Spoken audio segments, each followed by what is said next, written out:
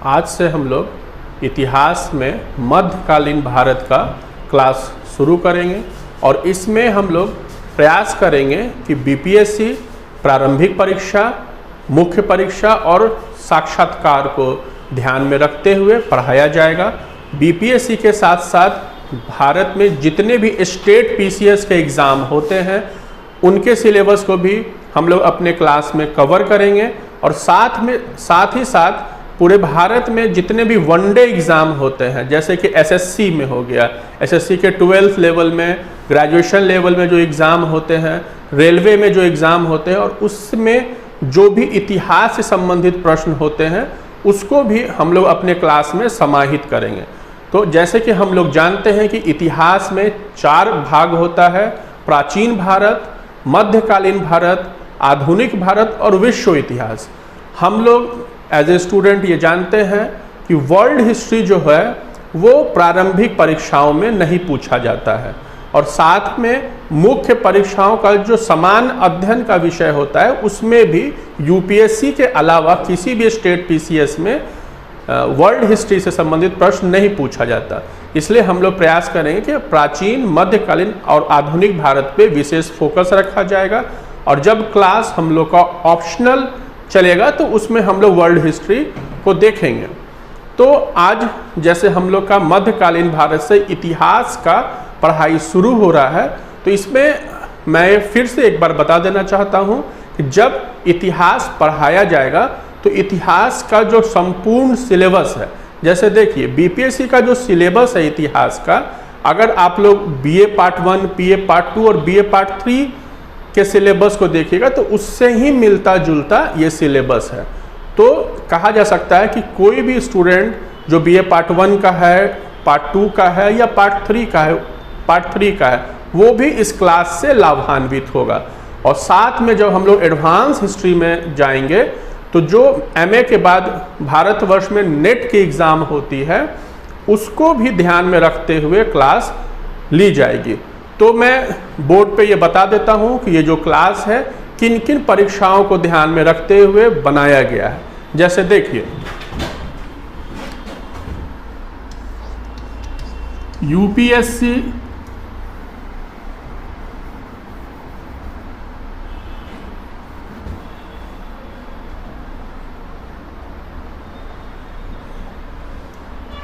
सबसे पहले यूपीएससी प्रारंभिक परीक्षा,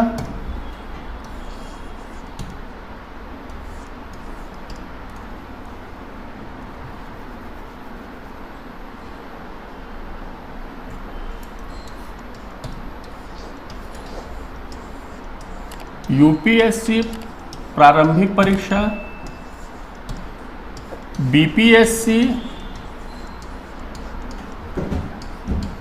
प्रारंभिक परीक्षा, मेंस और इंटरव्यू।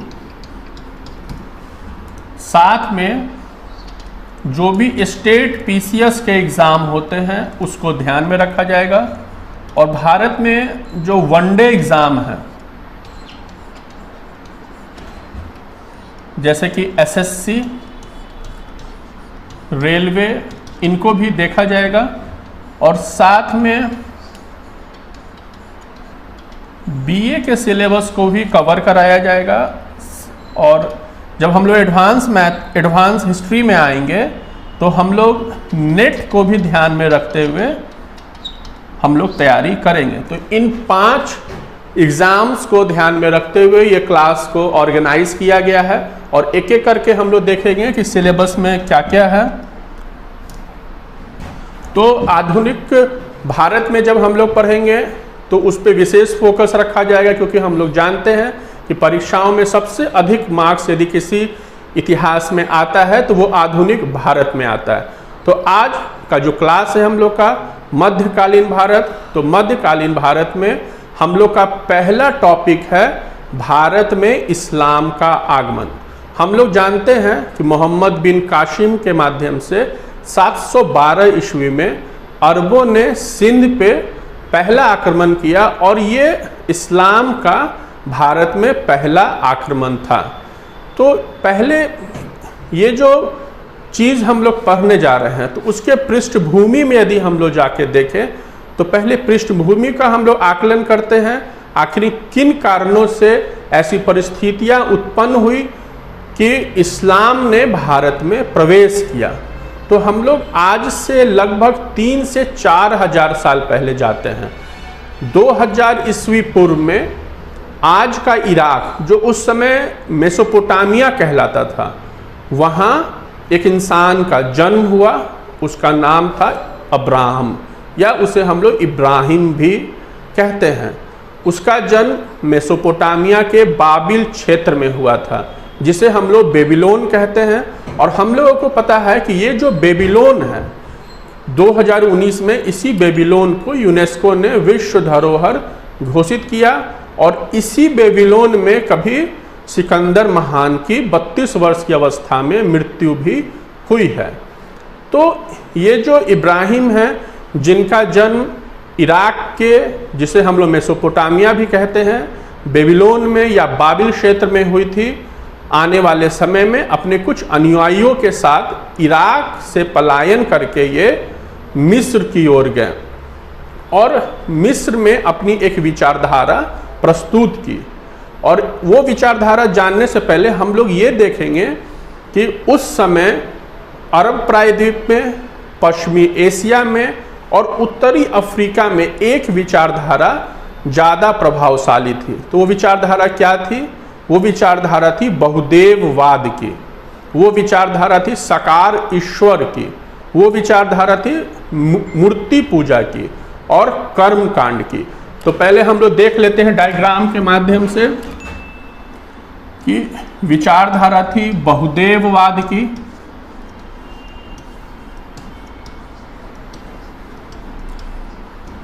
दूसरा मूर्ति पूजा,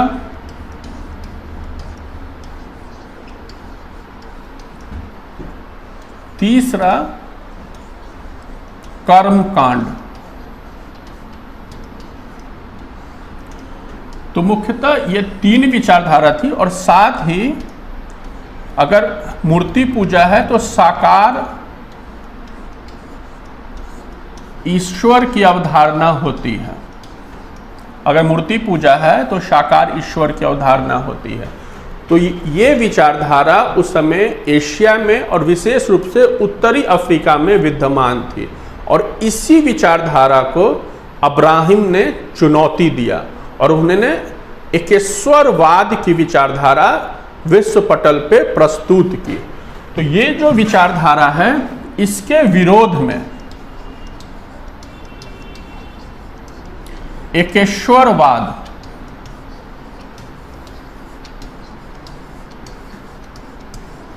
एकेश्वरवाद की विचारधारा को इब्राहिम ने प्रस्तुत किया। और इब्राहिम ने बताया कि ईश्वर का कोई रूप नहीं होता, वो निरंकारी होता है और मूर्ति पूजा करने से कोई भी लाभ नहीं है।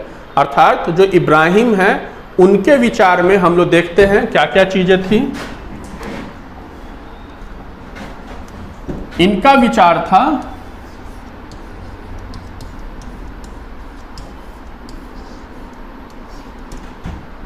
पहला,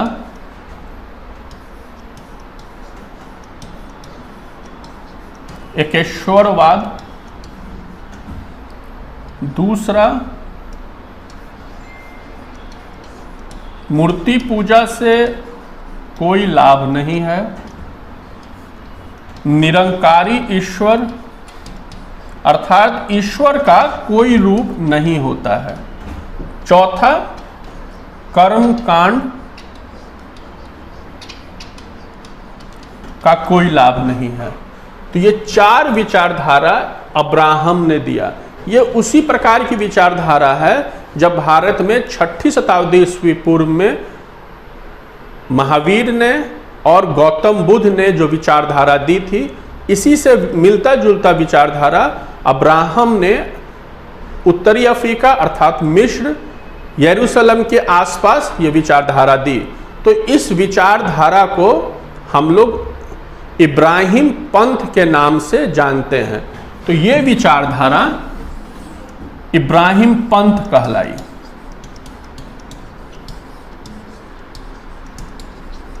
कुछ इतिहासकार इसे इब्राहिम धर्म से भी जोड़ते हैं। ये एक प्रकार का विचार था जो आगे चल के धर्म में तब्दील हो गया। तो अभी हम लोग को ये समझना है कि हम लोग जो भारत में इस्लाम का आगमन पढ़ेंगे, जो एक हम लोग का सिलेबस का पार्ट है, उसका इस इब्राहिम पंथ से क्या संबंध है? उसका इस इब्राहिम पंथ से बहुत ही गहरा संबंध है, क्योंकि इब्राहिम पंथ की जो विचारधारा है वही इस्लाम की विचारधारा है, वही मिलती जुलती यहूदियों की विचारधारा है, वही वहावी धर्म की विचारधारा है और वही ईसाइयों की भी विचारधारा है। और इसका संबंध भारत से भी है। और आज जो हम लोग समस्या जैसे फिलिस्तीन वॉर हम लोग देखते हैं, इजराइल फिलिस्तीन वॉर देखते हैं, आतंकवाद का एक जो नृशंस रूप देखते हैं, इससे भी कहीं ना कहीं उस समय की जो परिस्थितियां हैं आज की परिस्थितियों से मिलती जुलती है। और अगर कोई भी प्रश्न हम लोग पढ़ते हैं या उसका उत्तर देते हैं तो यदि उसके पृष्ठभूमि को जानते हैं तो उत्तर देना काफ़ी सरल होता है। तो ये विचारधारा हम लोग देख लिए, इब्राहिम पंथ की विचारधारा। अब ये जो इब्राहिम पंथ है,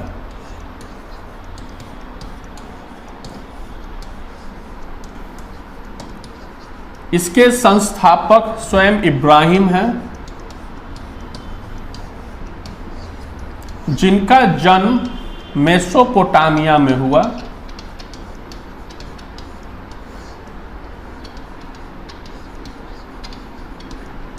दो 2000 ईस्वी पूर्व ऐसा माना जाता है कि 2000 ईस्वी पूर्व इनका जन्म हुआ था। क्षेत्र था बाबिल, जो आज का बेबीलोन है। और हम लोग जानते हैं कि बेबीलोन एक विश्व धरोहर शहर है। यूनेस्को ने 2019 में इसे विश्व धरोहर शहर घोषित किया है। तो इब्राहिम ने जन्म लेने के कुछ समय बाद अपने अनुयायियों के साथ मिस्र की ओर पलायन किया।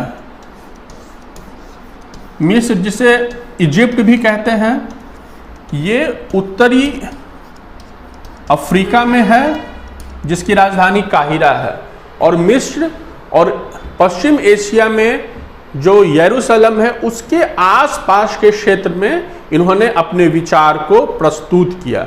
देखिए, इतिहास में ऐसा माना जाता है जब समाज में कर्मकांड बहुत अधिक होने लगता है और इस कर्मकांड से समाज को हानि होने लगती है, जब जनता परेशान हो जाती है तो खुद ब खुद एक विचारधारा उत्पन्न हो जाती है, एक विचारक उत्पन्न हो जाते हैं।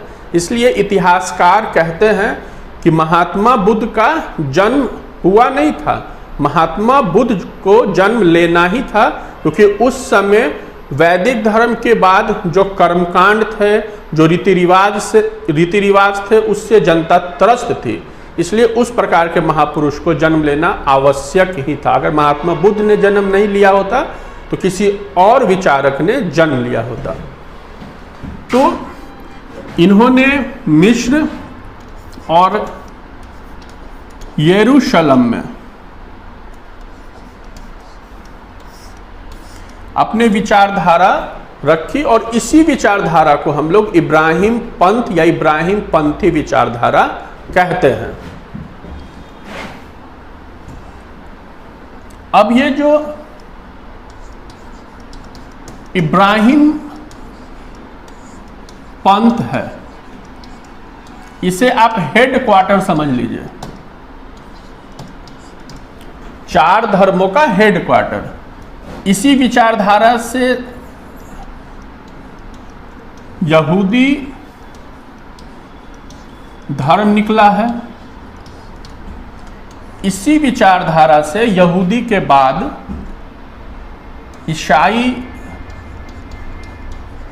ईसाई धर्म निकला। इसी विचारधारा से इस्लाम का भी जन्म हुआ और इसी से निकट भविष्य में 19वीं शताब्दी में बहाई धर्म निकला है। तो ये जो 4 धर्म आज हम लोग देखते हैं, इसका कहीं ना कहीं संबंध इब्राहिम पंथ से है, इसलिए इन चारों धर्मों को इब्राहिम पंथी धर्म भी कहा जाता है। अब हम लोग एक एक करके इन धर्मों के विषय में थोड़ा बहुत जानेंगे। जैसे कि हम लोग जान गए कि इब्राहिम पंथ की एक शाखा है यहूदी।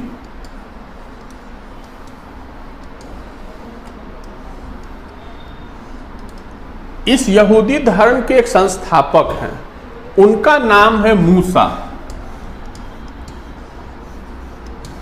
और मूसा का जन्म, जैसे कि इब्राहिम का जन्म 2000 ईस्वी पूर्व में हुआ था मेसोपोटामिया में, तो मूसा का जन्म भी मेसोपोटामिया में ही उनके जन्म के 800 साल बाद हुआ।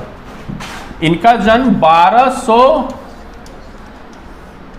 बीसी में हुआ था। इनका जन्म 1200 बीसी में उसी बाबिल क्षेत्र में हुआ था। हम लोग को जानना चाहिए कि ये जो यहूदी धर्म है, पूरे दुनिया में एकमात्र ऐसा धर्म है जिसमें सबसे अधिक पलायन हुआ है। और ये पलायन आज से नहीं, प्राचीन काल से ही है। जैसे कि हम लोग जान रहे हैं, ये जो मूसा है, इनका जन्म 1200 ईस्वी में बाबिल में, जो आज का बेबीलोन है, जो इराक में पड़ता है। इन्होंने आने वाले समय में, जैसे कि इब्राहिम ने भी पलायन किया था उत्तरी अफ्रीका के मिस्र में, तो इन्होंने भी पलायन किया, लेकिन इनका पलायन इज़राइल के आसपास हुआ। इनका पलायन इज़राइल के आसपास किसी परिस्थितिवश इनका पलायन हुआ, और इन्होंने अपने अनुयायियों के साथ इज़राइल में ये लोग जाके बसे। और इन्होंने उस समय मिस्र के जो राजा थे, जिसे हम लोग फराहो कहते हैं, उनके विचारधारा को चुनौती दी। जैसे कि ये जो मूसा थे, इनके जो माता पिता थे गुलाम थे। किसके गुलाम थे? फराहो के गुलाम थे। और ये फराहो मिस्र का राजा होता है। और मिस्र में जो गुलाम होता है उसे हम लोग ममलूक बोलते हैं। मिस्र का जो गुलाम होता है उसे हम लोग ममलूक बोलते हैं।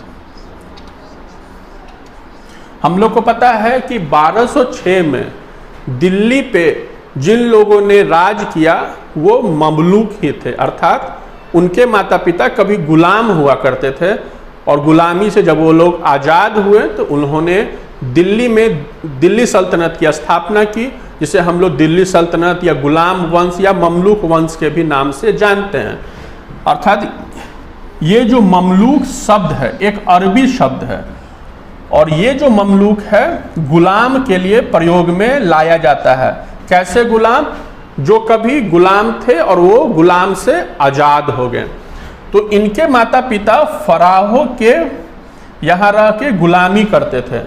तो मूसा ने अपने विचार से, अपने अनुयायियों के मदद से फराहो पे विजय प्राप्त की, अपने माता पिता सहित अपने अनुयायियों को गुलामी से मुक्त कराया। और ये मूसा इज़राइल के एक क्षेत्र यूदा प्रदेश में जाके बस गए, और वहाँ अपनी जो विचारधारा, जो इब्राहिम पंथी विचारधारा है, वो इब्राहिम पंथी विचारधारा को दुनिया के सामने लाया। और यूदा क्षेत्र में रहने के कारण इनका धर्म यहूदी धर्म कहलाया। यूदा प्रदेश में रहने के कारण इनका जो ये धर्म है यहूदी धर्म कहलाया। यूदा प्रदेश में रहने के कारण इनका जो ये धर्म है यहूदी धर्म कहलाया। एक बार ठीक फिर से हम लोग देखेंगे यहूदी धर्म के विषय में। इसके संस्थापक मूसा हैं, जिनका जन्म 1200 ईस्वी पूर्व में मेसोपोटामिया में हुआ था, और अपने अनुयायियों के साथ ये यूदा प्रदेश गए, जिस कारण इनके धर्म को यहूदी धर्म कहा गया है।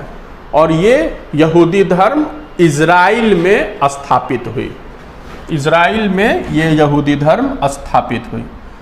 तो हम लोग यहूदी धर्म को अब देख लिए, अब हम लोग देखेंगे ईसाई।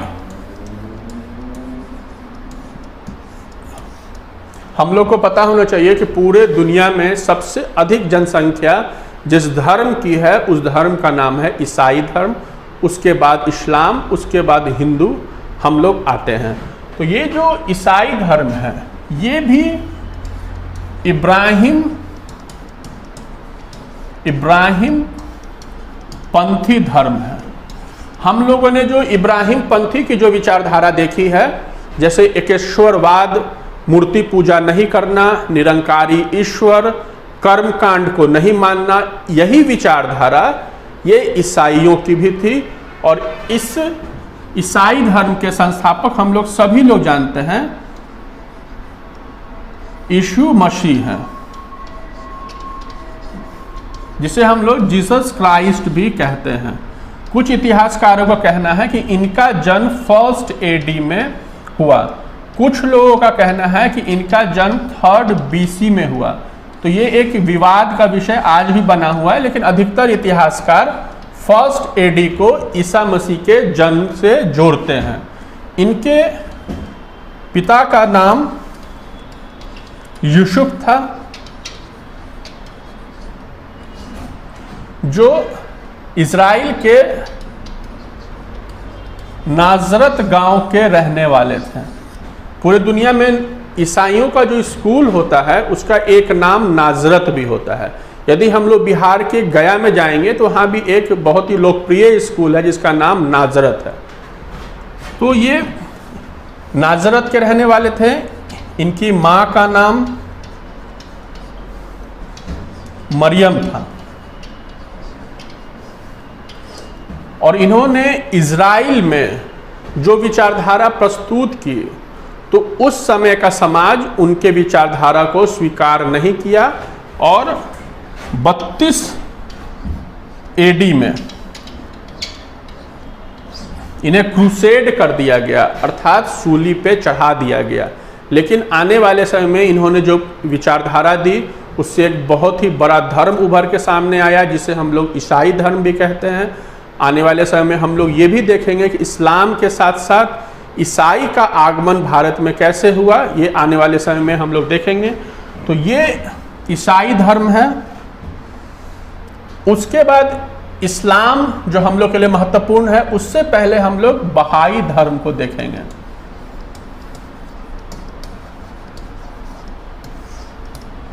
इसके संस्थापक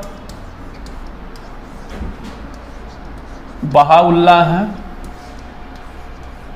जिनका जन्म 1863 में हुआ और 19वीं शताब्दी में इन्होंने बगदाद में, अर्थात इराक में, जो मेसोपोटामिया के नाम से भी जाना जाता है, वहाँ इन्होंने बहाई धर्म की स्थापना की। चूँकि बहाई धर्म को मानने वाले दुनिया में बहुत कम हैं, लेकिन हम लोग को यहाँ पे ये जानना चाहिए कि दिल्ली में जो एक लोटस टेम्पल है वो इन्हीं बहाई धर्म को मानने वाले लोगों का एक पूजा स्थल है, लोगों का एक मंदिर है। तो इनका जो पूजा स्थल है भारत में लोटस टेम्पल,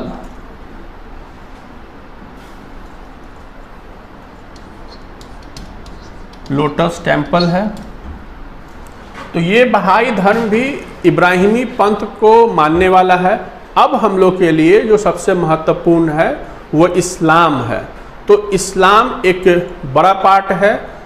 इसलिए हम लोग इस इस्लाम को समझने के लिए हम लोग अगले अध्याय में, अगले क्लास में देखेंगे कि ये जो इस्लाम है उसके संबंध में उसकी विचारधाराओं को हम लोग देखेंगे।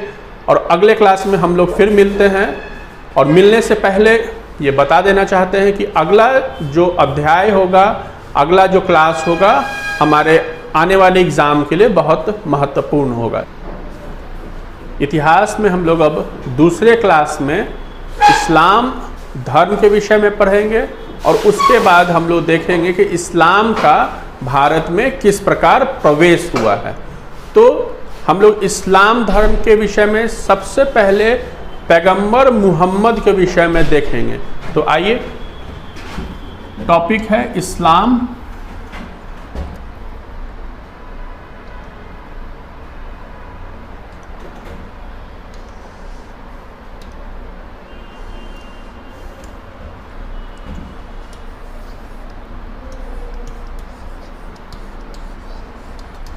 इसके संस्थापक मोहम्मद साहब हैं। जैसे कि पिछले क्लास में हम लोगों ने देखा था इब्राहिम पंथ के विषय में, तो ये इस्लाम जो है ईसाई के ही तरह इब्राहिम पंथ का एक शाखा है। इब्राहिम पंथ में हम लोगों ने पिछले क्लास में देखा एकेश्वरवाद के विषय में, कर्म कांड नहीं करने के संबंध में, निरंकारी ईश्वर के संबंध में और मूर्ति पूजा नहीं करने के संबंध में। ये जो इब्राहिम पंथी विचारधारा है, इसी विचारधारा की एक शाखा इस्लाम है, जिसके संस्थापक पैगंबर मुहम्मद है। हम लोगों को पता होना चाहिए कि सऊदी अरब में पैगंबर मुहम्मद के समय में एक परिस्थितियां थी, और वो परिस्थिति बहुदेववाद की थी। उस समय का समाज जो था एक से अधिक ईश्वर की पूजा करता था, मूर्ति पूजा में उसे विश्वास था, और साकार ईश्वर की आराधना में उसका विश्वास था, और साथ ही साथ कर्म कांड में भी उसका विश्वास था। इसी विश्वास को चुनौती जिसने दिया है उसका नाम है मुहम्मद। उनका बेसिकली नाम मुहम्मद भी है, और कुछ इतिहासकार उन्हें मुस्तफ़ा के नाम से भी जानते हैं। तो इनका जन्म 570 में सऊदी अरब के मक्का में हुआ है। यदि आप मानचित्र में देखिएगा सऊदी अरब को, तो ये पश्चिमी एशिया का एक बहुत बड़ा देश है, जो अपने अकूत तेल भंडार के लिए जाना जाता है। ठीक है, तो सऊदी अरब में जो परिस्थिति थी उसको चुनौती देने वाले जो सबसे पहले व्यक्ति थे, उनका नाम मुहम्मद है, जिनका जन्म 570 में मक्का में हुआ था। मक्का जो एक समुद्र तट के पास बसा हुआ एक छोटा सा उस समय शहर हुआ करता था। तो 570 में इनका जन्म हुआ था, और ये कुरैश कबीले से संबंध रखते थे, और इस कुरैश कबीले को बनी इस्लाम भी बोला जाता है। बनी इस्लाम, कुरैश कबीले को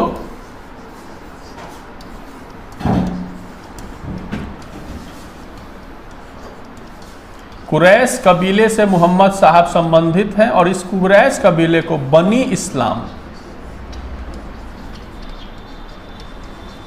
इस्लाम भी बोला जाता है।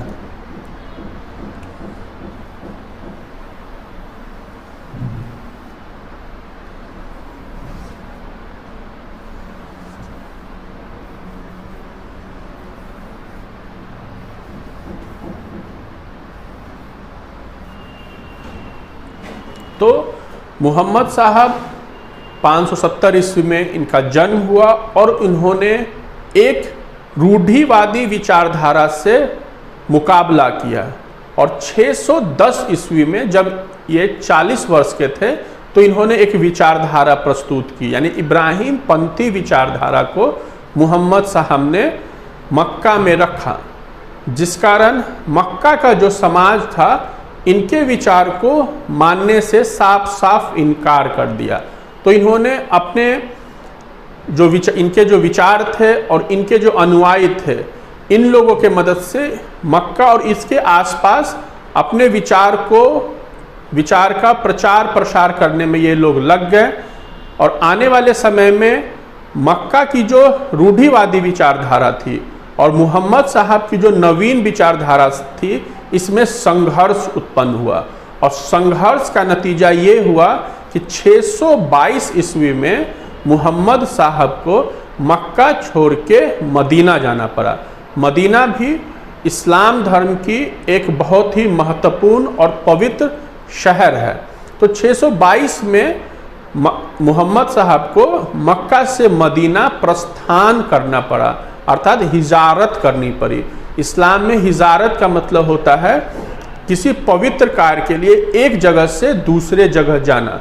अब मोहम्मद साहब ने जो ये 622 ईस्वी में मोहम्मद साहब ने जो 622 ईस्वी में प्रस्थान किया है मक्का से मदीना, ये इस्लाम के इतिहास का सबसे पवित्र सन कहलाता है और इस्लाम इसी समय से इस्लामिक कैलेंडर को मान्यता देता है। जैसे मोहम्मद साहब का जन्म 570 ईस्वी में हुआ था मक्का में, और 622 में ये मक्का से मदीना प्रस्थान किए, मक्का से ये मदीना प्रस्थान किए।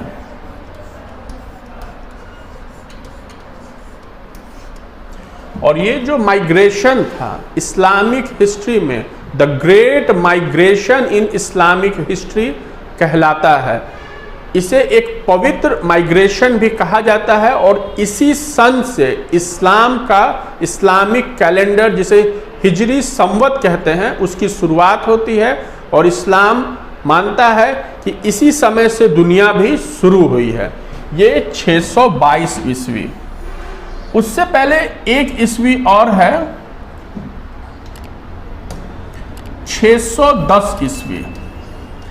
इस 610 ईस्वी में मक्का के पास एक गुफा है, उस गुफा का नाम है हीरा गुफा। इस हीरा गुफा में जब हम लोग अगले क्लास में मानचित्र के माध्यम से ये जो भी इतिहास हम लोग पढ़ रहे हैं देखेंगे, तो उसमें हीरा गुफा की जो स्थिति है, जो भौगोलिक स्थिति है, उसके भी विषय में जानेंगे।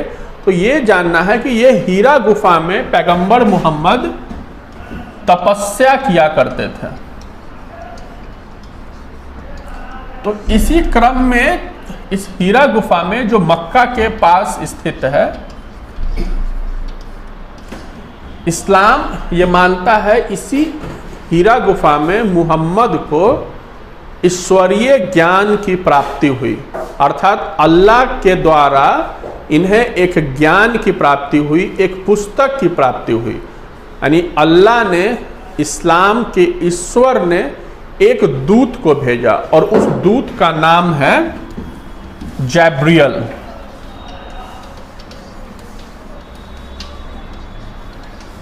जिसे गैब्रियल भी बोला जाता है। तो गैब्रियल के माध्यम से मुहम्मद साहब को एक पवित्र ज्ञान की प्राप्ति हुई, एक पवित्र पुस्तक की प्राप्ति हुई और एक नए धर्म को स्थापित करने के विषय में अल्लाह के माध्यम से बताया गया। और इस पवित्र पुस्तक का नाम था, इस होली पुस्तक का नाम था कुरान।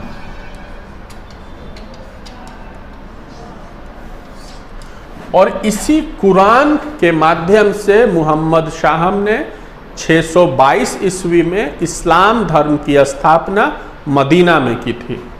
ये जो प्रस्थान 610 के बाद 622 में ये मदीना में गए थे, तो मदीना में इन्होंने इस्लाम की स्थापना मदीना में की।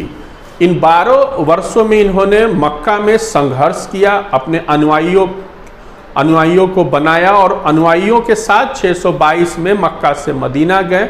मदीना के लोगों ने इनके विचार को स्वीकार किया, मदीना के लोगों ने इनके विचार को स्वीकार किया और 622 से ही मुहम्मद साहब ने इस्लाम धर्म की स्थापना के बाद इसके प्रचार प्रसार में पूरे एशिया, मध्य एशिया, अफ्रीका अर्थात पूरे दुनिया में इस्लाम के प्रचार के लिए ये लोग निकल गए।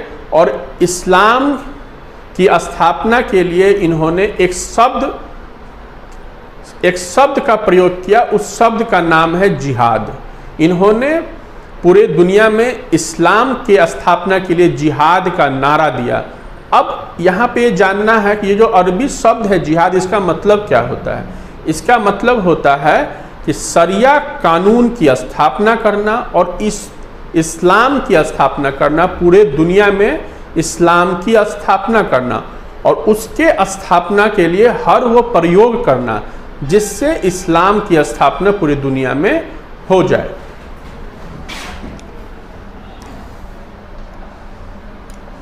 तो 622 में इस्लाम की स्थापना मक्का, मदीना और सऊदी अरब में हो गई। उसके बाद मोहम्मद साहब ने आने वाले 10 वर्षों में इस्लाम को अफ्रीका के तट तक ले गए और 632 ईस्वी में, ये 632 ईस्वी में मोहम्मद साहब का इंतकाल हो गया, अर्थात मृत्यु हो गई। और मृत्यु हो गई, लेकिन उसके बाद भी इस्लाम आने वाले 100 वर्षों में आधी दुनिया पे अपने हुकूमत को स्थापित किया।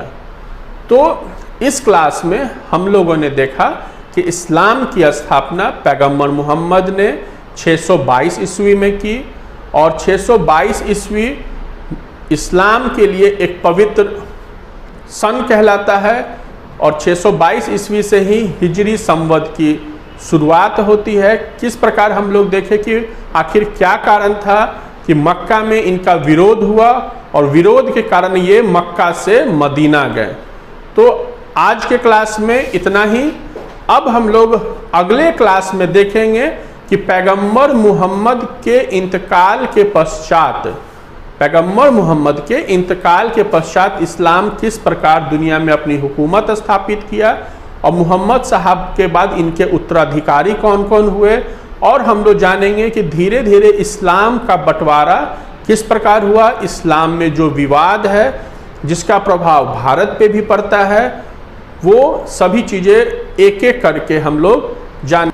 इस क्लास में हम लोग देखेंगे कि पैगंबर मोहम्मद के मृत्यु के बाद, उनके इंतकाल के बाद इस्लाम का प्रचार प्रसार किस प्रकार पूरे दुनिया में हुआ और इस्लाम के प्रमुख कौन बने और जो प्रमुख बने, जो प्रमुख पद था उसे क्या कहते हैं।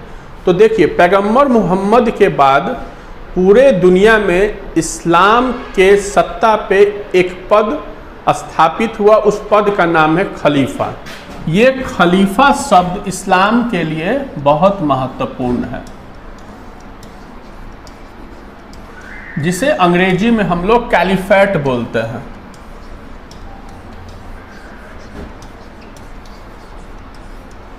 अब ये खलीफा का मतलब होता क्या है? देखिए, खलीफा एक इस्लामिक शब्द है, एक अरबी शब्द है। खलीफा एक ऐसा पद है जो इस्लाम में धार्मिक और राजनीतिक मामलों को देखता है। अर्थात ये जो कैलिफेट है ये एक पद है, एक पोस्ट है इस्लाम में।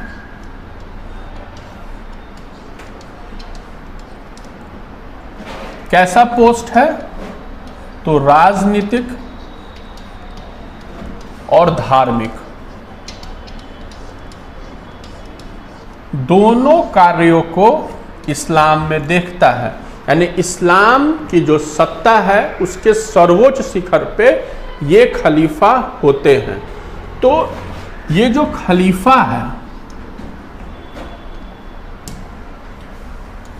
ये पद,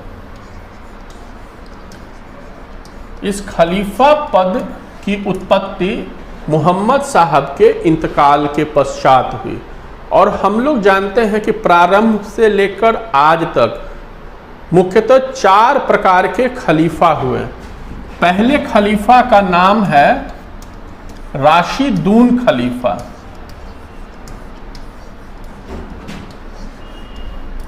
जिनका काल 632 से 661 है, एडी है। दूसरे खलीफा का नाम है उम्मेद खलीफा, जिनका समय 661 से 750 है। अब देखिए, खलीफा के विषय में इसलिए भी जानना आवश्यक है, जब हम लोग इस्लामिक हिस्ट्री भारत के संदर्भ में पढ़ेंगे तो इन खलीफाओं का जो अधिकार है किस प्रकार बदलता रहा है, इसके विषय में हम लोग को जानने का मौका मिलेगा। और यहाँ पे हम लोग जानेंगे कि ये जो उम्मेद खलीफा हैं, इन्हीं के शासन काल में मोहम्मद बिन कासिम जो सऊदी अरब का रहने वाला था, उम्मेद खलीफा के ही शासनकाल में भारत में प्रवेश किया, भारत में 712 में आक्रमण किया। तो ये सभी चीज़ें बेसिक चीज़ें हैं, बैकग्राउंड है, जिससे हम लोग को विषय को समझने में आसानी होगी। तो उम्मेद खलीफा के बाद है उस्मानी खलीफा या उस्मानी खलीफा, जिनका समय 700, ये गलती हो गया,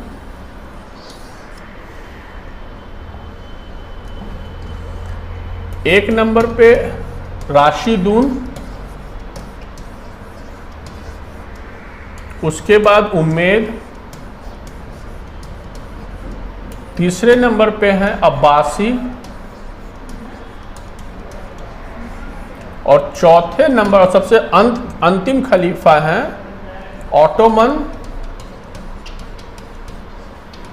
ऑटोमन तुर्क खलीफा। इनका समय 632 से 661 है। उम्मेद का समय 661 से 750 है। हम लोग जानते हैं इसी उम्मेद खलीफा के शासनकाल में इस्लाम का भारत में आगमन हुआ। तीसरा अब्बासी खलीफा है, ये 750 से 1257 या 1258 के बीच में है, और इनका खात्मा मंगोलों ने अर्थात चंगेज खान लोगों ने किया था। और ऑटोमन तुर्क 15वीं शताब्दी से 1924 तक रहे, और अंतिम खलीफा जो थे वो मुस्तफ़ा कमाल पाशा थे। एक चीज़ और हम लोग को जानना है कि ये जो अब्बासी खलीफा हैं, इनका एक शाखा है। जब मंगोलों ने पूरे बगदाद शहर का खात्मा कर दिया, अब्बासी खलीफाओं को नस्ने नाबूद कर दिया, तो इन्हीं का एक ब्रांच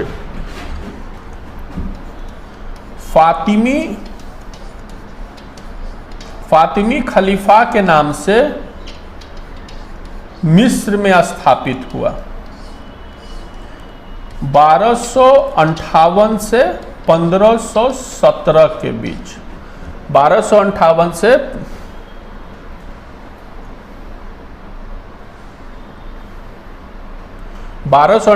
1517 के बीच। यदि आप लोग चाहें तो इसका स्क्रीनशॉट ले सकते हैं।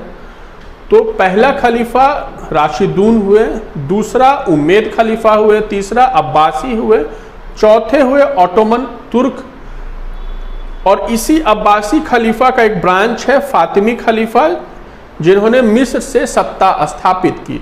अब एक एक करके हम लोग को जानना है कि इनकी राजधानी क्या थी। राशिदून खलीफा जो है, इनकी एक राजधानी मदीना थी,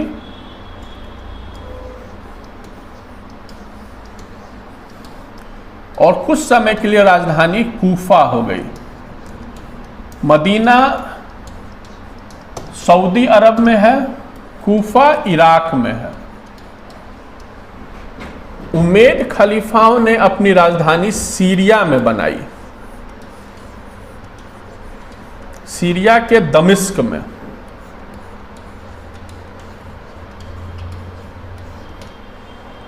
अब्बासियों की राजधानी इराक के बगदाद में थी। अब्बासी खलीफा के ही समय में दिल्ली सल्तनत की स्थापना भारत में हुई थी।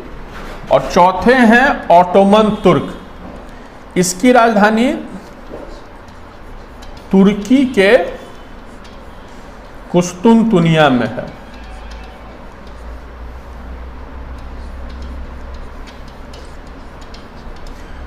कुस्तुनतुनिया जो आज का इस्तांबुल है। और जब हम लोग ऑटोमन तुर्क के बारे में जानेंगे तो एक बहुत ही महत्वपूर्ण विषय में हम लोग प्रकाश डालेंगे, तो तब तक के लिए क्लास में बने रहिएगा। तो ये चारों के विषय में हम लोग देख लिए, राशिदून, उम्मेद, अब्बासी, ऑटोमन और अब्बासी के जो एक ब्रांच है फातिमी, पांचों की राजधानियां देख ली, अर्थात जहां से ये खलीफा मुस्लिम दुनिया को कंट्रोल करते थे। जिसमें ये जो राशिदून खलीफा है, इन्हें पवित्र खलीफा और लीगल कैलिफेट्स माना जाता है। अब हम लोग एक एक करके सभी खलीफाओं के विषय में देखेंगे। जैसे ये थे राशिदून खलीफा, जिनका समय 632 से 661 है। हम लोग जानते हैं इसकी राजधानी, हम लोग आगे देखते हैं। इसके जो पहले खलीफा हुए उनका नाम है अबू बकर,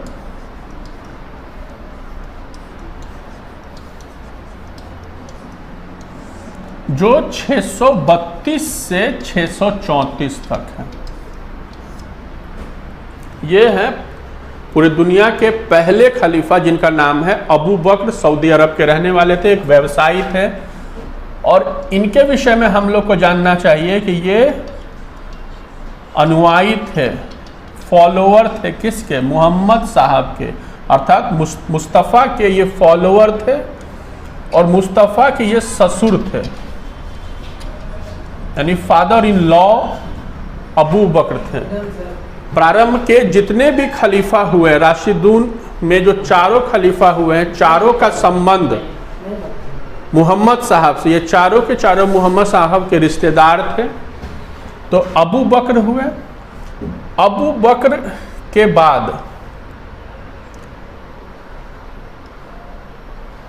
उमर हुए। इनका समय 634 से 646 है। ये भी ससुर थे जिनकी हत्या ईरान में हो गई। इनकी हत्या ईरान में हो गई। और जब उमर खलीफा की हत्या ईरान में हुई तो सऊदी अरब अर्थात इस्लाम ईरानियों का दुश्मन हो गया। और पैगंबर मोहम्मद के 100 वर्ष के बाद ईरानियों की जो मूल धर्म है पारसी, उससे 90% पूरे दुनिया से नस्ते नाबूद कर दिया गया और ईरान में इस्लाम धर्म की स्थापना हो गई। तो ये दो खलीफा के बारे में हम लोग देख लिए। तीसरे जो खलीफा हैं,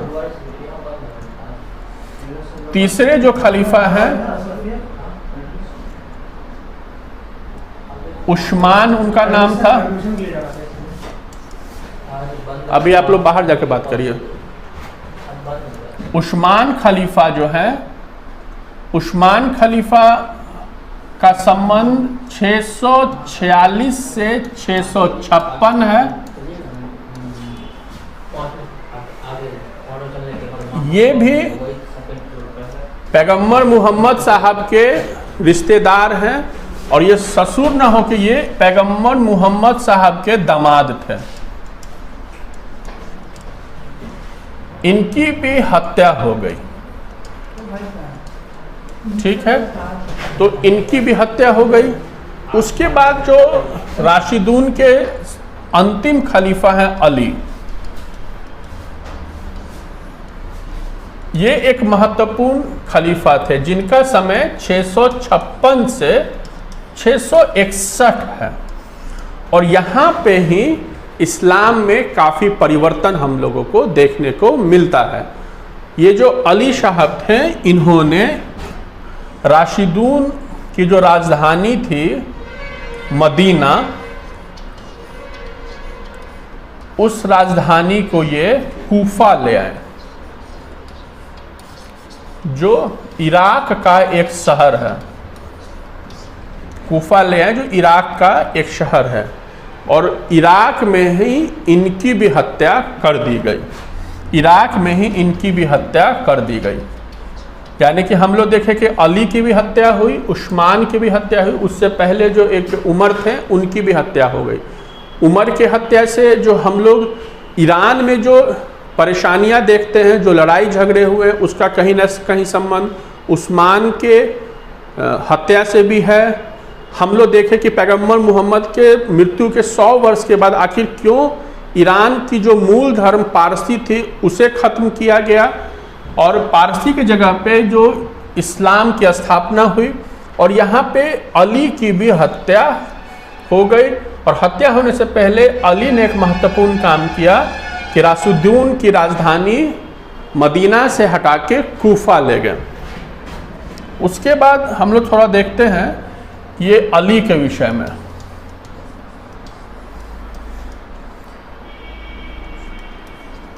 (656 से 661) इनके दो पुत्र थे।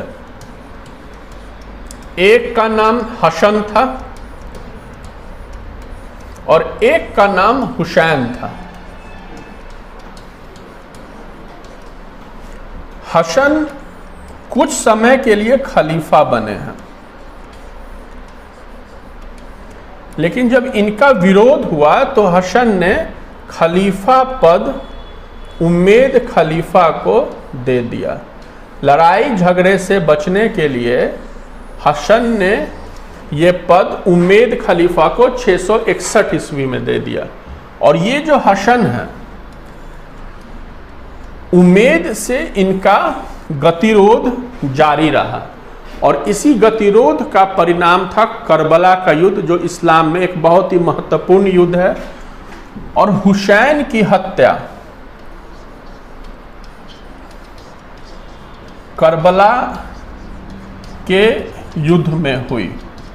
हुसैन ने उम्मेद खलीफाओं का विरोध किया।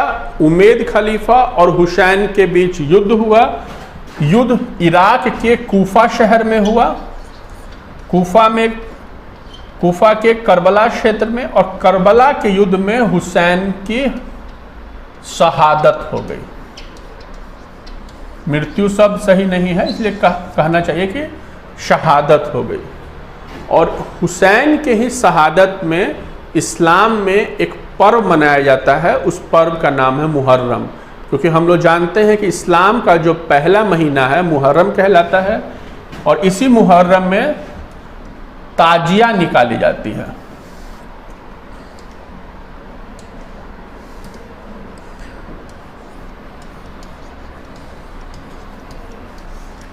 तो हम लोगों ने देखा चौथे खलीफा अली थे।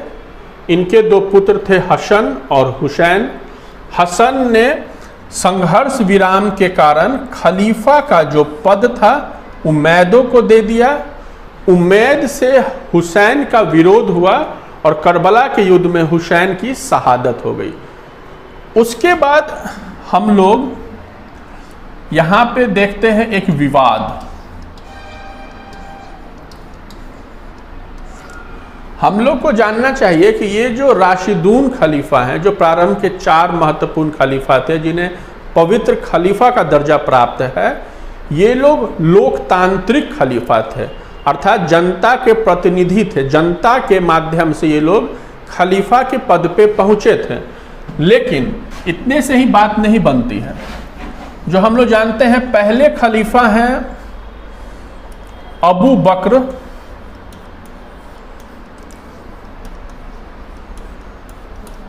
और अंतिम खलीफा है अली।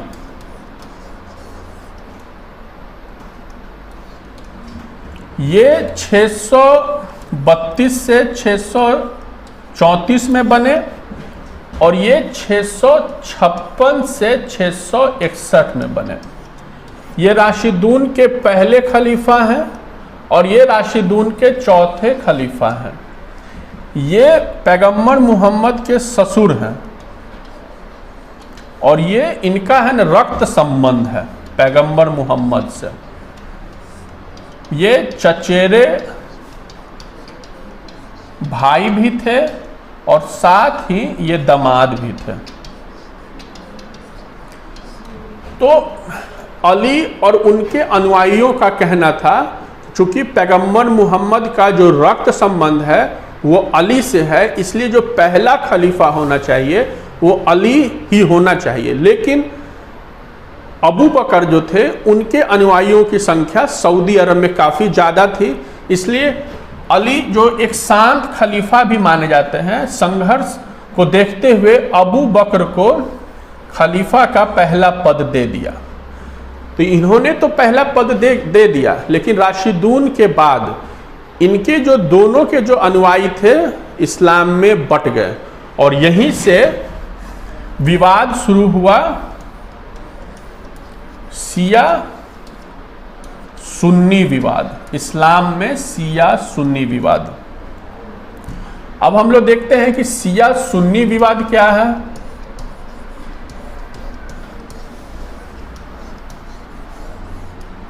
देखिए, इस्लाम में किसी भी प्रकार की जाति की बात पैगंबर मोहम्मद ने नहीं की, लेकिन ये एक विडंबना है कि पैगंबर मोहम्मद के मृत्यु के बाद इस्लाम में दो विचारधाराओं ने जन्म ले लिया।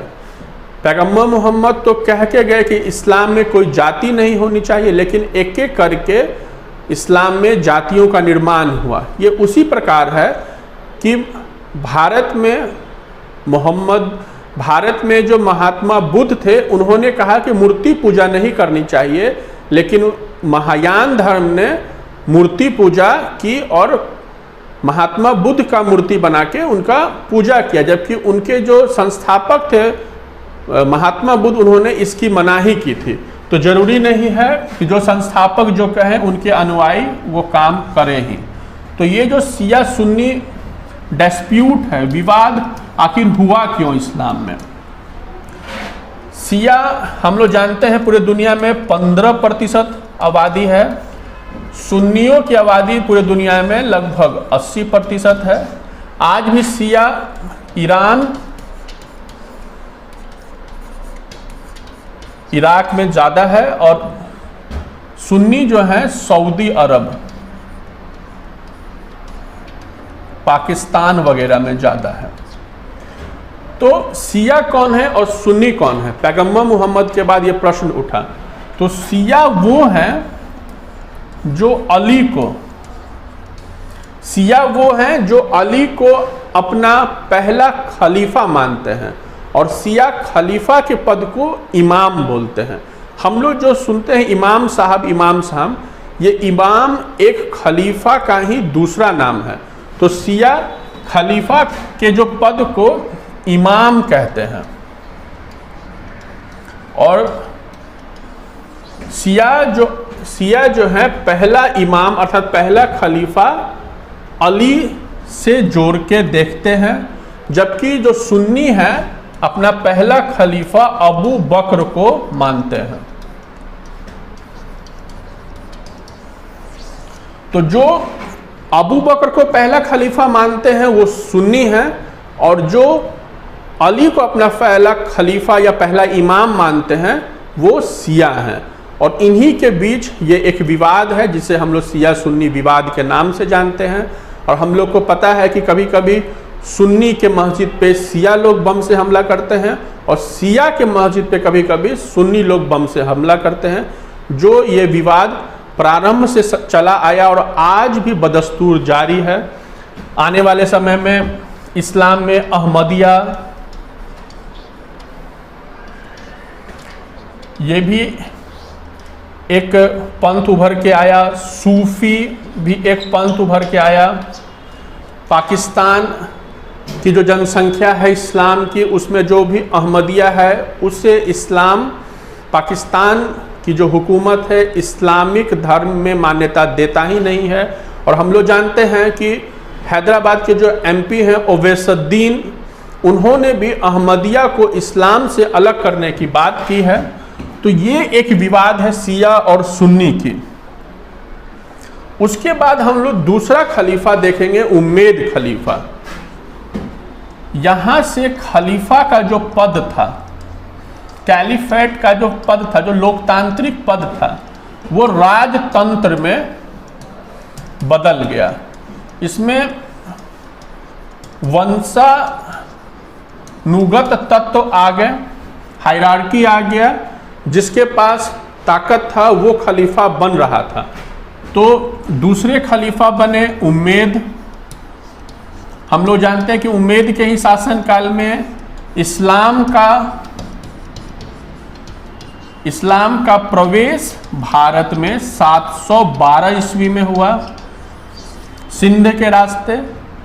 ये उम्मेद खलीफा हैं जिनका समय 712 से 661 से 750 ईस्वी के बीच है। तीसरे खलीफा अब्बासी खलीफा हुए, जिनका समय 750 से 1258 है। 750 से 1258 है, अब्बासी खलीफा। इसे गोल्डन एरा इन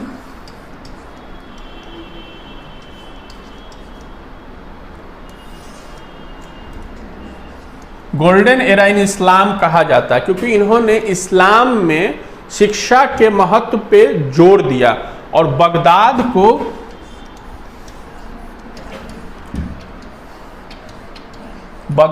को इस्लामिक शिक्षा का महत्वपूर्ण केंद्र पूरे दुनिया में बनाया।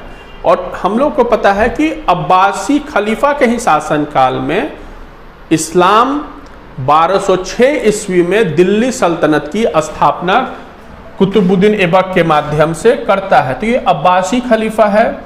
इन्होंने बगदाद नामक एक खूबसूरत शहर बसाया, जिसे नस्ने नाबूद किसने किया? मंगोलों ने किया। मंगोलों ने इसे नस्ने नाबूद किया। ये मंगोल कभी बौद्ध धर्म को मानने वाले थे, जो बाद में इस्लाम धर्म को मध्य एशिया में स्वीकार किए, और इस्लाम होने के बावजूद भी मंगोलों ने बगदाद को नस्ने नाबूद किया, इनके शिक्षा व्यवस्था को नस्ने नाबूद किया।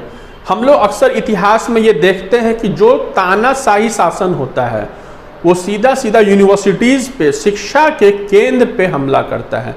और यही कारण था कि मंगोल जो बौद्ध धर्म से इस्लाम को स्वीकार कर लिए थे, इस्लामिक होने के बावजूद भी इस्लामिक शहर बगदाद को पूरी तरह नष्ट कर दिया। और हम लोग को इतिहास में ये जानने को मिलता है कि 40 दिनों तक इन्होंने जो बगदाद में आग लगाई थी वो बदस्तूर कायम रही। और साथ में हम लोग देखेंगे कि ये जो तानाशाही मनोवृत्ति है, आखिर क्या कारण था कि नालंदा यूनिवर्सिटी को जलाया गया, तक्षशिला को नस्ने नाबूद किया, विक्रमशिला को नस्ने नाबूद किया गया। हम लोग देखते हैं इवन भारत ही नहीं, किसी भी दुनिया में, किसी भी देश में अगर तानाशाही व्यवस्था आती है तो वो सबसे पहले यूनिवर्सिटीज़ पे, उस देश की जो सबसे महत्वपूर्ण यूनिवर्सिटीज़ है उस पे हमला होता है।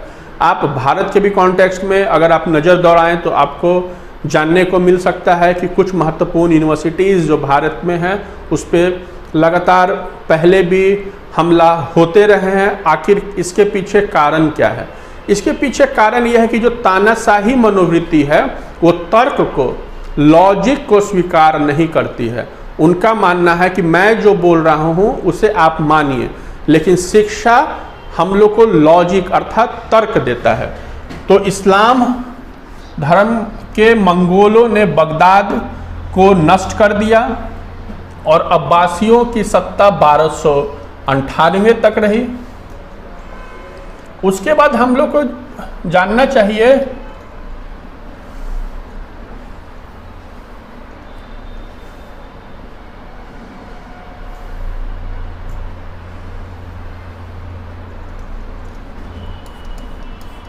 एक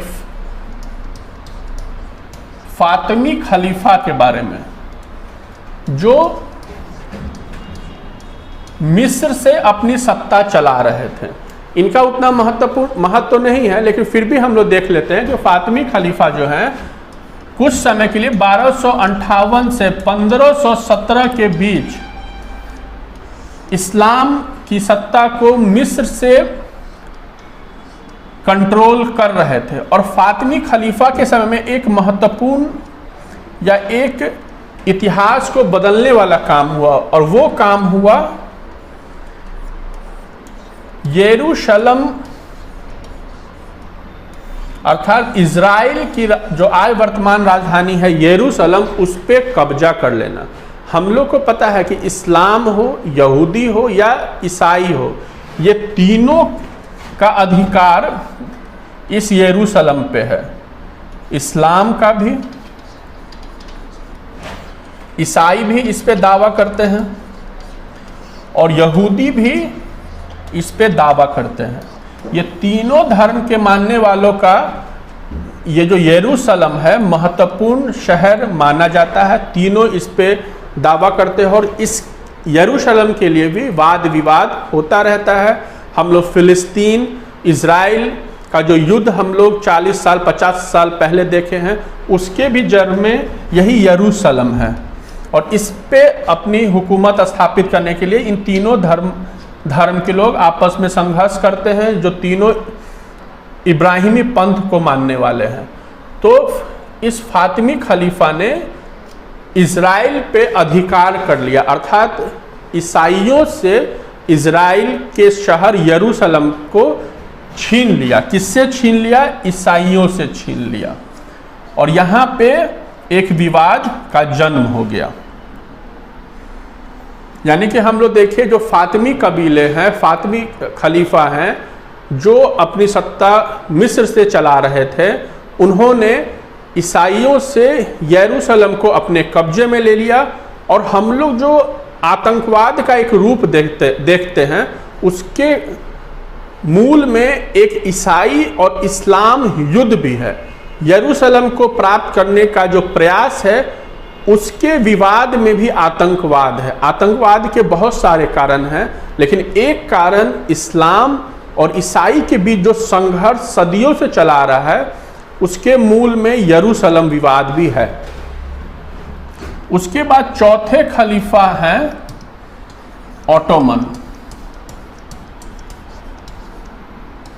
ऑटोमन तुर्क खलीफा, जो 15th सेंचुरी से 1924 तक इस्लामिक दुनिया पे राज किए हैं। और इनके अंतिम खलीफा हैं मुस्तफ़ा कमाल पाशा, जिन्होंने 1924 में खलीफा के पद को समाप्त किया और ऑटोमन तुर्कों का जो देश था तुर्की, उसे गणराज्य घोषित किया, यानी कि रिपब्लिक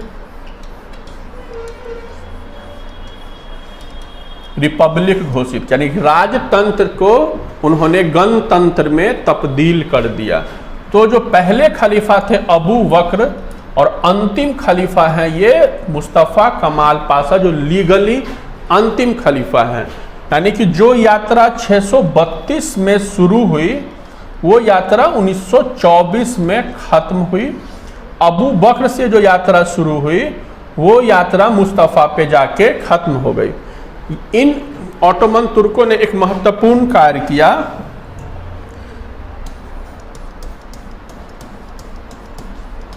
इन्होंने तुर्की का एक शहर है कुस्तुनतुनिया,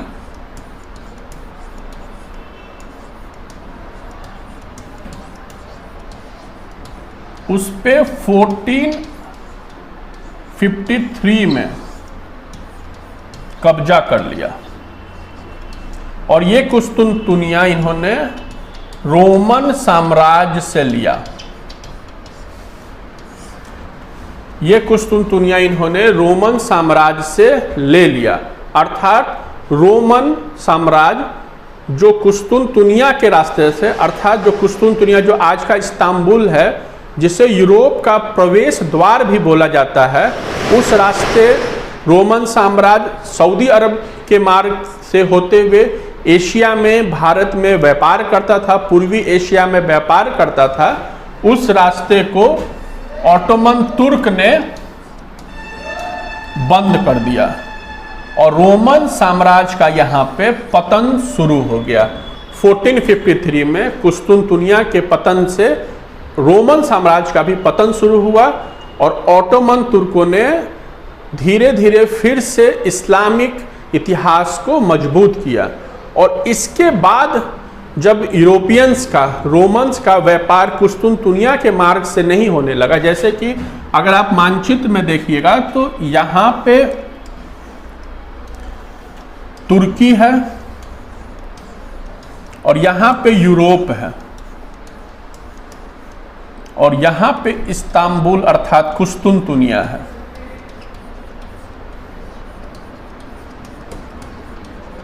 इसी रास्ते से ये लोग सऊदी अरब और एशिया और पूर्वी एशिया में व्यापार करते थे, अपने साम्राज्य को फैलाते थे। उसी मार्ग को तुर्कों ने बंद कर दिया और यहाँ पे रोमन साम्राज्य का पतन हो गया। ये एक दुनिया के इतिहास में गेम चेंजर साबित हुआ। और यहाँ से एक और जहाँ रोमन साम्राज्य का पतन हुआ, वहीं दूसरी ओर इस्लामिक हिस्ट्री में एक नया मोड़ आया। हम लोग जैसे देखते हैं कि वास्को डी गामा 1498 20 मई को भारत में आया, और हम लोग पढ़ते हैं कि भारत की खोज वास्को डी गामा ने की, कोलंबस ने अमेरिका की खोज की। अर्थात ये खोज हो क्यों रही थी? ये खोज इसलिए हो रही थी क्योंकि एक रास्ता जो कुस्तुनतुनिया से होते हुए भारत की ओर था, उसे तुर्कों ने बंद कर दिया था। अब यूरोपियंस को व्यापार करने के लिए एक वैकल्पिक मार्ग की आवश्यकता थी। अर्थात जो मार्ग सीधा होके हो सकता था, वो मार्ग पूरी तरह से ऐसे घूम के अफ्रीका के केप ऑफ गुड होते हुए समुद्र के रास्ते भारत में आ रहा था। यानी कि जो हम लोग 500 किलोमीटर में यात्रा तय कर सकते थे, उसे तुर्कों ने 3000 किलोमीटर में तब्दील कर दिया था। ये एक महत्वपूर्ण परिवर्तन था। तो हम लोग आखिर यही कारण था, जब कुस्तुनतुनिया पे तुर्कों का अधिकार हो गया तो यूरोपियंस व्यापारी व्यापार करने के लिए एक वैकल्पिक मार्ग की खोज किए। और उसी क्रम में वास्को डी गामा ने 20 मई 1498 को 1498 को भारत के केरल के कालीकट में प्रवेश किए। ये कोई एक भारत की खोज नहीं थी, ये भारत में प्रवेश के नई रास्ते की खोज थी। और इसी प्रकार हम लोग देखें कि कोलंबस ने अमेरिका की खोज की है। तो हम लोग अभी खलीफा के विषय में देखें तो यहाँ पे 1924 में खलीफा का पद मुस्तफ़ा कमाल पाशा के माध्यम से ख़त्म हुआ। और ये जो हम लोग पढ़ रहे हैं, हम लोग देखेंगे जब इतिहास को पढ़ेंगे, वो हम लोग मध्यकाल को पढ़ें, विश्व इतिहास को पढ़ें या आधुनिक भारत को पढ़ें, उसका कहीं ना कहीं संबंध इन बेसिक चीज़ों से है। क्योंकि आखिर क्यों मुस्तफ़ा कमाल पाशा ने अपने पद का त्याग किया और गणतंत्र को स्वीकार किया? आखिर उसके पास क्या मजबूरियां आई? कोई भी अपने ताकत को इतने आसानी से जाने नहीं देता है। तो आखिर उसके पीछे हम लोग देखेंगे आखिर कारण क्या था। उसी के आसपास पूरी दुनिया में खिलाफत आंदोलन भी हुआ है। हम लोग को पता है कि भारत में भी खिलाफत आंदोलन हुआ। आखिर यह खिलाफत आंदोलन क्यों हुआ? खिलाफत आंदोलन इसलिए हुआ क्योंकि चाहे हुए और अनचाहे में मुस्तफ़ा कमाल पाशा को खलीफा के पद को समाप्त करना पड़ा 1924 में। इसी के कारण वो समाप्त नहीं करे तो पूरे दुनिया में मुस्लिम लोग एकजुट हुए और खिलाफत आंदोलन की शुरुआत की। खिलाफत का मतलब होता है खलीफा के द्वारा चलाया जाने वाला शासन जो कुरान पे आधारित होता है। तो ये खिलाफत मूवमेंट भारत में भी हुआ, जिसे सैयद बंधुओं ने शुरू किया था। एक पक्ष जो खिलाफत मूवमेंट के सपोर्ट में था, जिसमें महात्मा गांधी खिलाफत मूवमेंट के सपोर्ट में थे, वहीं दूसरी और कुछ लोग खिलाफत मूवमेंट के सपोर्ट में नहीं थे।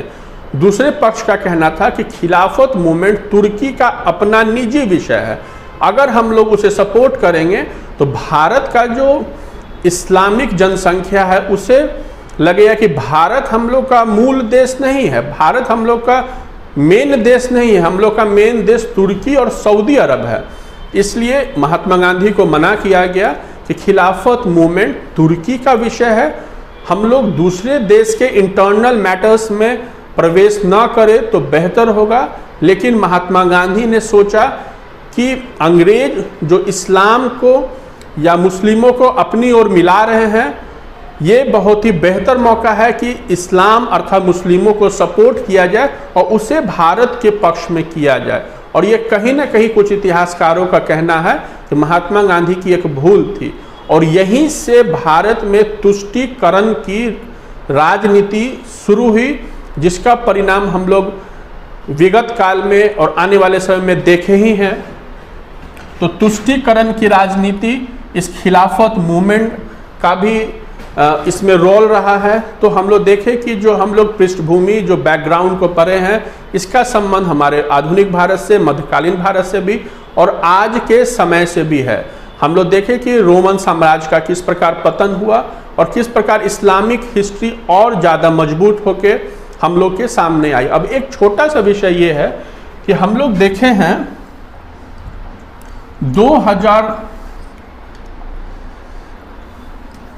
2014 में एक ग्रुप बना ISIS, यानी कि Islamic state of Iraq and Syria. ये एक ग्रुप बना। इस ग्रुप का उद्देश्य क्या है?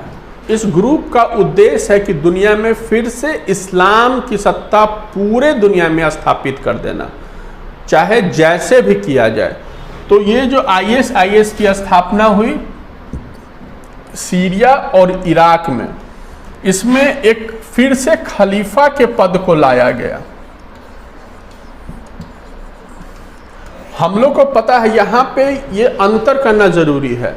एक वो खलीफा जो राशिदून खलीफा कहलाते थे, जो एक सही तरीका से इस्लाम की स्थापना पूरी दुनिया में करना चाहते थे और इस्लाम को पूरे यूरोप, पूरे एशिया में स्थापित करना चाहते थे। और एक ये खलीफा जिन्होंने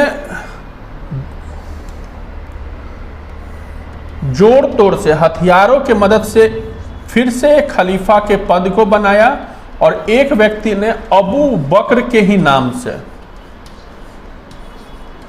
जो राशिदून के पहले खलीफा, उन्हीं के ही नाम से इस खलीफा के पद को प्राप्त किए और स्वतः घोषणा किए कि आज से दुनिया में जितने भी इस्लाम हैं, जितने भी मुसलमान हैं, उनका जो हुकूमत है हम लोग के माध्यम से, अर्थात ISIS के माध्यम से चला जाएगा। और हम लोग न्यूज़पेपर्स के माध्यम से, टेलीविज़न के माध्यम से देखे हैं कि ISIS किस प्रकार इवन दुनिया ही नहीं, खुद इस्लाम को भी परेशान कर रहा है। इनका उद्देश्य इस्लामिक कल्चर को स्थापित करना न होकर अपनी सत्ता की प्राप्ति है। अर्थात यहाँ पे पहले के अबू बकर और आज के अबू बकर में अंतर करना बहुत आवश्यक है, और ISIS को किसी भी प्रकार से इस्लाम से जोड़ना कतई ही सही नहीं होगा। और हम लोग जानते हैं कि 2020 के आसपास अबू बकर, जो एक फॉल्स अबू बकर हैं, उसकी हत्या हुई है, ऐसा न्यूज़ में आया है। तो जो ISIS है, जो एक आतंकवादी संगठन है, उसे किसी भी प्रकार से इस्लाम से जोड़ा जाना सही नहीं होगा। राशिदून खलीफाओं से जोड़ा जाना सही नहीं होगा, क्योंकि ये जो राशिदून खलीफाएं हैं, ये एक लोकतांत्रिक खलीफा थे, जनता के द्वारा तय किए गए खलीफा थे, और ये लोग एक ज़बरदस्ती के खलीफा हैं। तो ये हम लोग का एक बैकग्राउंड है। अब हम लोग अगले क्लास में ये देखेंगे कि किस प्रकार इस्लाम का प्रवेश भारत में हुआ है, और हम लोग मोहम्मद बिन कासिम के संबंध में भी जानेंगे। तो अब हम लोग मिलते हैं अगले क्लास में, तब तक के लिए धन्यवाद।